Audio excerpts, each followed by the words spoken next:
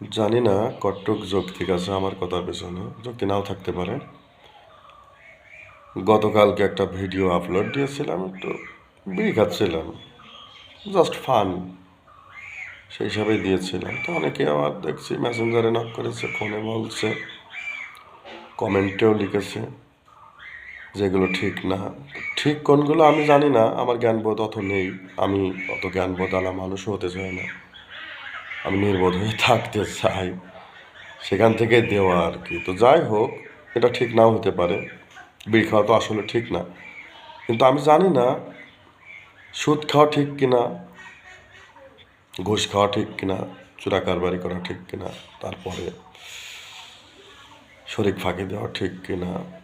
তাদের কাছে প্রশ্ন রাখতে চাই যে নামাজ না পড়েও নামাজের ফতোয়া দেওয়া ঠিক আছে, গোপনে গাঁজা খাওয়া, মদ খাওয়া, ইয়াবা খাওয়া, হিরোইন খাওয়া, যাই হোক নাম ধরেই বললাম নেশাগুলো।